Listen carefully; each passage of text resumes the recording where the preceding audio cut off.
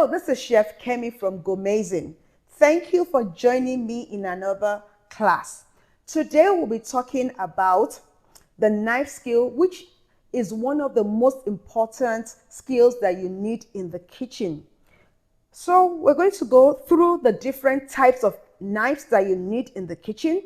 We're going to talk about the parts of the knife, how to hold your knife securely, and we'll demonstrate how to do some cuts of ingredients in the kitchen.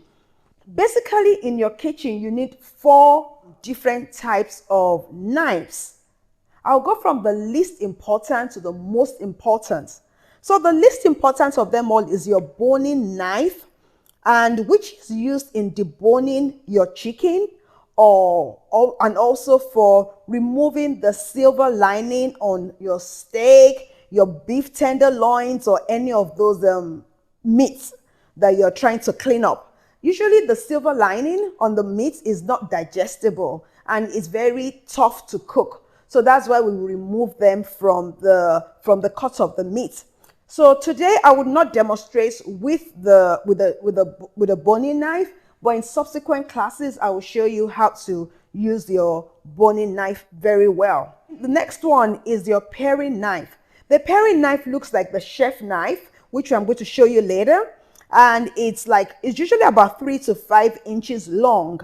It has the blade, it has the handle as well, and you usually use it for hulling the strawberry and also for peeling delicate ingredients like your kiwi, and also the sushi chefs, they use this very proficiently in slicing or thinly cutting their cucumber and all the other ingredients that they use in making the sushi. So the next one is your slicing or serrated knife, which is used mainly in cutting items that are soft on the inside and firm on the outside, like your tomatoes, your citruses, and your crusty bread. They usually come in different sizes, so it can be maybe about 8 inches to about 16 inches long, and it can be wide or more narrow than this. So, and obviously you can see the serrated edge here, which is like zigzag in shape, which helps to ensure that when you're cutting your ingredients like your tomatoes, they don't crush the item when you're using your serrated knife to cut. Then the last one is your chef knife. Your chef knife is the #1 knife that you need in the kitchen. If you have to get only one knife in the kitchen, make sure it's the chef knife. You use it for your slicing, for chopping, for dicing, for cutting almost everything in the kitchen. So the proficient use of your chef knife cannot really be overemphasized. Quickly, I'll go through the parts of this chef knife, which is basically all the other knives have the same parts as well. So with the chef knife, you have the blade and you also have the handle. The blade, this side of the blade is the spine, which is the blunt side, and then this other side is the sharp part, which obviously I'm not going to touch. And then you have the handle, and then you have the bolster, which is the side, which is the part that connects the blade to the handle. So to hold your knife securely, the best way in doing this is to have your thumb on one side and then your forefinger on the other side of the blade and close to the bolster, and then the other 3 fingers are on the handle. So I'll go through that again. The thumb on one side of the knife close to the bolster, and the forefinger on the other side of the blade, and then the 3 other fingers are on the handle. And this ensures that your knife is well secured in your hands and not wobbly when you're dicing or slicing or chopping any of your ingredients in the kitchen. The next thing we're going to do is we're going to demonstrate. I'm going to show you how to cut some of the ingredients that I have with me here. But remember, when you start holding your knife this way, it might be uncomfortable, but practice makes perfect. The more you try to hold your the knife this way, the better you get at doing it. So practice, practice, practice. So the next thing we're going to do is we're going to cut our celery using your chef knife. But before we do that, I'm going to show you the way to use your chef knife in cutting. So with the chef knife, we use the rocking motion in cutting your ingredients. You don't do this, but instead you rock, is in a rocking motion, like up and down, rocking. Okay, so let's try it on our celery.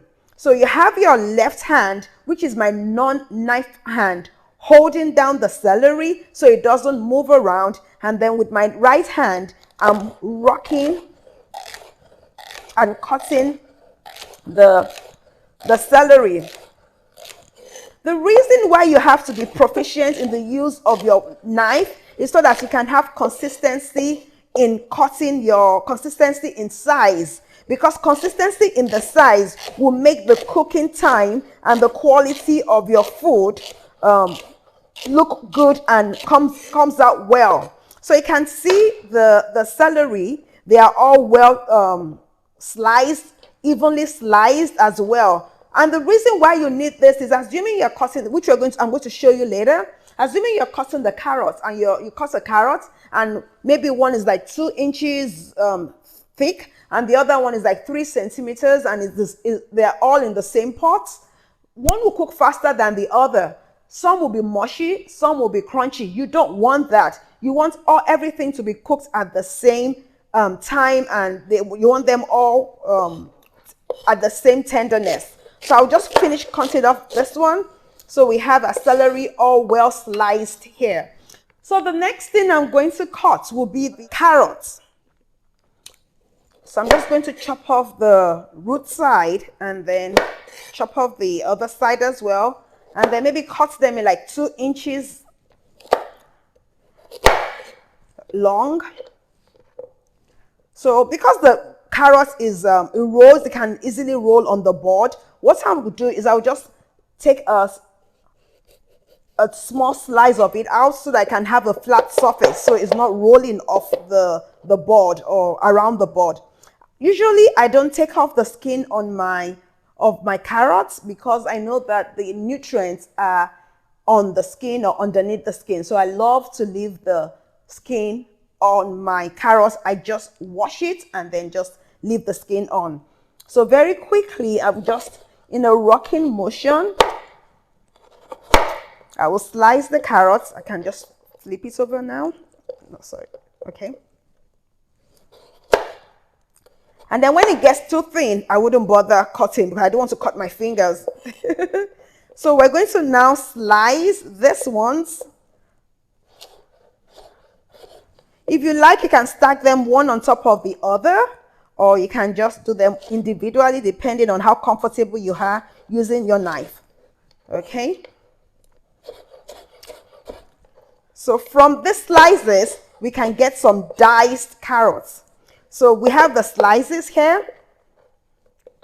And then I'll take like a few of this and then I'll just dice them up. So you take a bunch of them, the sliced one, and then cut them up into and make dices out of them. Just dice them. So this is very easy to do. So to form your diced carrots, you slice them out first and then you turn them horizontally and then you can dice them. So I'll show you one more. You cut a flat surface, then and then going forward. Okay. So this is the slice done. Okay, so I'll just put this in my bowl and then I can use that for my soup or for making stock later. So the next thing I'm going to show you how to cut is using the chef knife as well, is also the bell pepper. With the bell pepper, we're just going to slice the bell peppers. Okay, so I'm just going to cut it down vertically. Okay, so just vertically, this I can cut into like 3.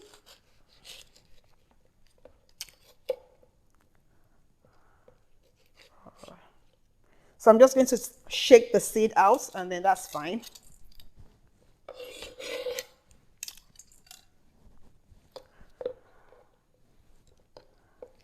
So you can turn it inside out or the right side up, and then just slice across. You can cut it from either direction. Oops. Or from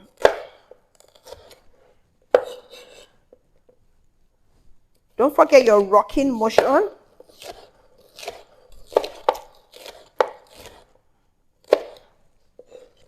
Okay. We can just slice out that one there, and then just in your rocking motion, just cut across. Okay.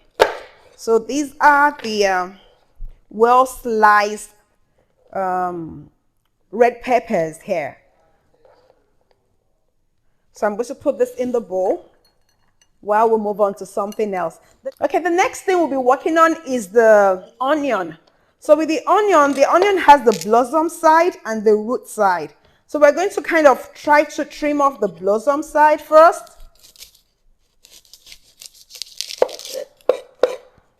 Okay. And then you keep the root side to, you keep the roots there. You can just trim it so that you can have a flat surface. Okay. So I'm going to move this to the side. Then the next thing is you cut the onion into 2 from the top, from the blossom side all the way to the end, cutting through the root side. And then so you have your flat surface to work with. And then we'll take off the skin, we'll peel the skin. So with the onions, we're going to slice some and we're going to dice some. Okay? So that's one side of the onion cleaned up, and then this is the second side, the second half that I'm taking off the skin. Okay.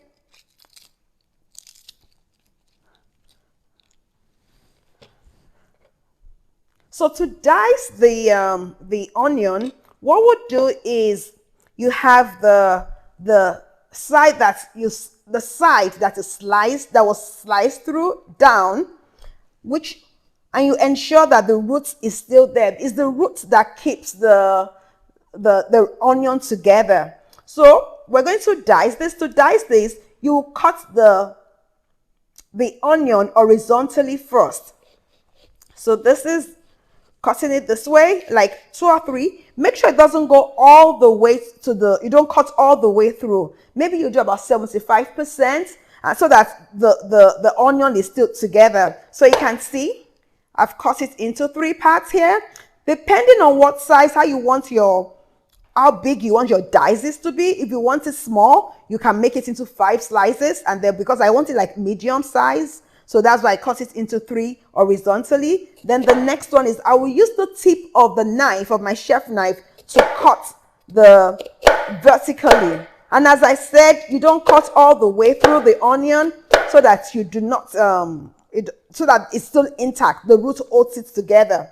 So now that we've done that, you use your left hand, which is my non-knife hand, which is my left hand, to hold the onion together, and then to secure it so it doesn't move around.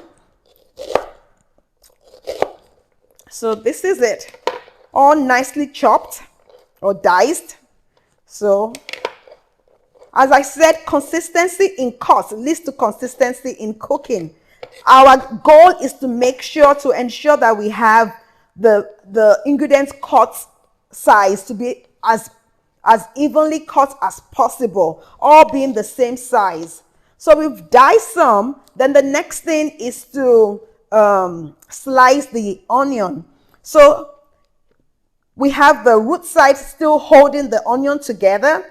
So you start from my right hand side, and then you just, in a diagonal way, in a diagonal motion, you cut the onion.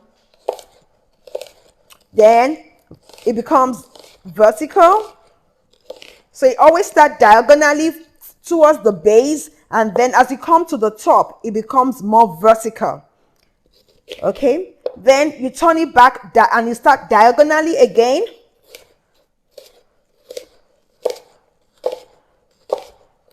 Continue cutting in a rocking motion and cut all the way until you're not cutting your finger, until you stop so that you don't cut your finger. So these are the nicely cut slices of onion. So I'll put this in my bowls at the side here. So very quickly, you can see that what we've done here. We have some sliced onions, some diced onions. We have some carrots that are sliced and some that are diced. We have some sliced red peppers, and we have some sliced celery, using our chef knife to get all this done.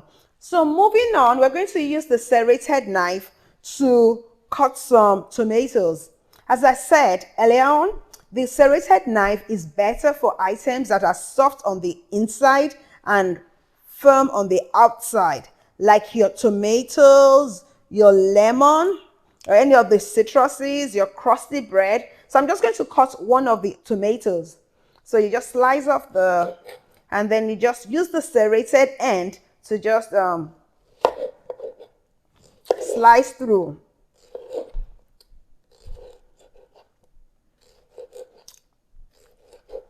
Just thin slices or thick slices, whatever slice you want. Okay, I'll do the second one as well. So just like you're just slicing through. Okay, perfect. So I won't bother. It's the same method for cutting your lemon as well. Items that are firm on the outside and soft on the inside, so it doesn't get crushed. The last thing we're going to work on today is using a paring knife to clean or hull the strawberry. With the strawberries, you hold the paring knife the same way as you hold the chef knife. Then you just go all the way down the stalk to just walk around it to take off the stem. So that's one done. Then so you poke the tip into the strawberry by the stem and just go round to take out the stalk or the stem. So you go poke in one, just poke around the stem and just go round and round until it comes off. I'll do one more. So you pierce it in and then, okay, so that is done. So another thing that you use your paring knife to do is to slice the strawberry. And one of the way that you do this is you hold the knife in a choking method. You have your thumb on the strawberry and then you make the knife go through the strawberry towards your thumb. Goes through the strawberry towards your thumb. It goes like through the strawberry towards your thumb. So that is the fast way to cut the strawberry. So it goes in a choking method. It goes through the strawberry and towards your thumb. Through the strawberry towards your thumb. So that is one of the ways to use your paring knife. So today we've been able to show you how to use your paring knife, your serrated knife, and also your chef knife. And we're able to cut a few things here. We did slice some strawberries with the paring knife. We sliced some tomatoes using the serrated knife. We did the peppers using the chef knife, the celery using the chef knife, onions, diced onions, sliced onions, and some carrots as well, diced and sliced. So one more thing, the best way to clean your knife is just hand wash it with soapy warm water.